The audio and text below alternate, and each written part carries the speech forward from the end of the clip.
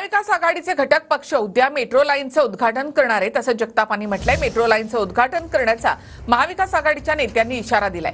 उद्घाटनाला उशीर होत असल्यामुळे प्रवाशांचे हाल होत आहेत, असं रवींद्र धंगेकरांनी म्हटलंय। आज पुण्यामधील मेट्रो लाईनचं पंतप्रधान नरेंद्र मोदी यांच्या हस्ते लोकार्पण होणार होतं।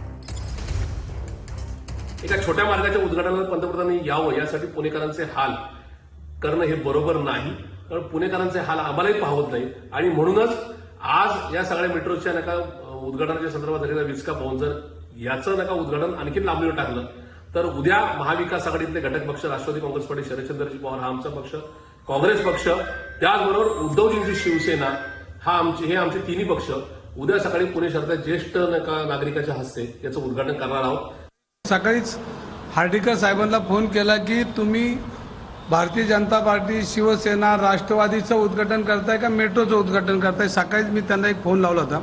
त्यांनी मला असं उत्तर दिलं की मी आता पोहोचतोय आणि त्याचे मी सगळे झेंडे काय आहे त्यांनी लावलेले काढतोय, पण आता अध्यक्ष आमचे त्याला पत्र देतीलच की अशा पद्धतीनं पक्षीय राजकारण आणि सरकारी पैसा प्रशासनाला हाताशी धरून प्रशासन डोळे बंद करून अशा पद्धतीचे उद्घाटनं करणं म्हणजे एक प्रचाराची सुरुवात प्रशासन बी करते आणि पैसा हा जनतेचा जातो।